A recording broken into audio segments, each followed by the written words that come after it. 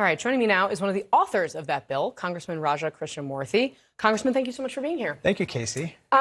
So first of all, the fact that TikTok responded to this unanimous situation where you're passing this bill by putting an alert on these apps, telling people to call your offices, and then apparently it inundated congressional offices. Did you have this experience? Yeah. Basically what they did is they did a push notification pop-up that required people to call their representative in order to access the app.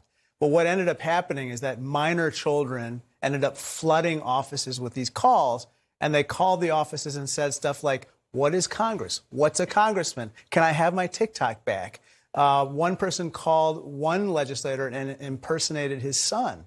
And so this is exactly the reason why so many people ended up voting for the bill, because TikTok used the geolocation data of minor children's locations to then spread misinformation about the bill, and it turned a bunch of lean yeses into hard yeses on that day.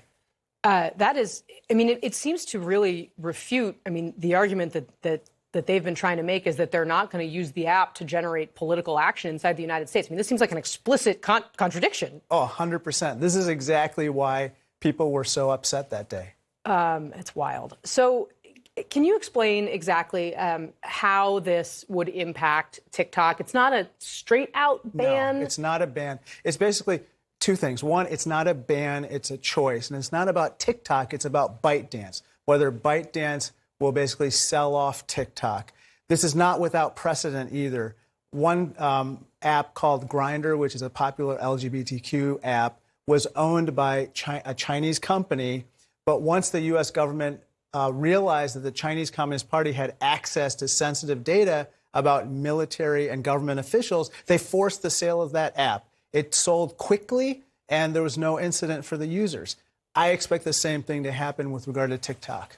So can you explain why the control of this data? So I don't actually put TikTok on my personal phone because I honestly, the only reason I've recently downloaded it, I'm old compared to all the TikTok users, on my work phone.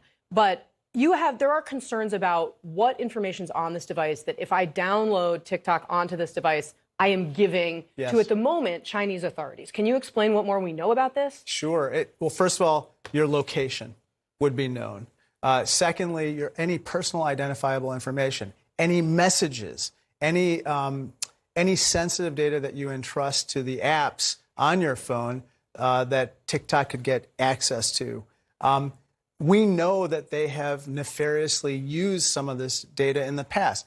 Forbes recently wrote articles saying that some of their reporters were targeted for reporting on TikTok. And so this is a grave concern. Do you think the president's campaign should be using TikTok?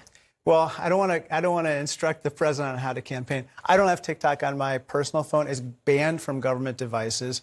But I think people should just use it very cautiously right now. It's legal to use, obviously, but I would just use it cautiously.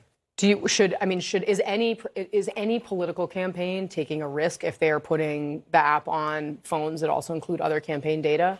I personally think there's a risk if you put TikTok on your phone, for the same reasons that we are concerned about the national security threats informing this bill. A, it has access to your data, and B, it is the CCP ultimately that has control over the algorithm.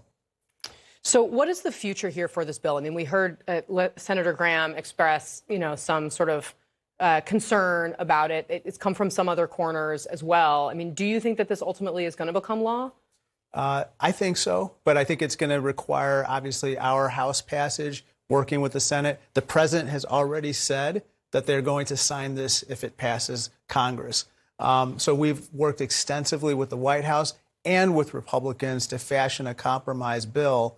I'm hopeful, but we have a lot of hard work to do. How big of a threat, fundamentally, do you think China is to the U.S. right now? I think they pose a real risk in terms of our economic position, our technological position, as you can see with TikTok, and our national security. I think that we can take steps to deal with it without veering into open hostilities. Poll after poll says that Americans believe that China is one of our top national security concerns, but they also say, don't go to war. Don't have open hostilities with China. So that's kind of the fine line that we have to walk. Yeah, fair enough. So on a slightly different topic too, but still in the national security realm, the former president, Donald Trump, he had once called for a TikTok ban. He seems to have reversed that position. What's your take on why? I don't know. Some people think it's a campaign contribution. I have no idea. But a lot of my Republican colleagues are equally befuddled. And I saw that a lot of them came out over the weekend kind of doubling down on their position with regard to TikTok, that it is a national security risk and that we have to do something about it. Do you think that former President Trump should get classified briefings once he becomes a nominee, especially considering the charges in the classified docs case?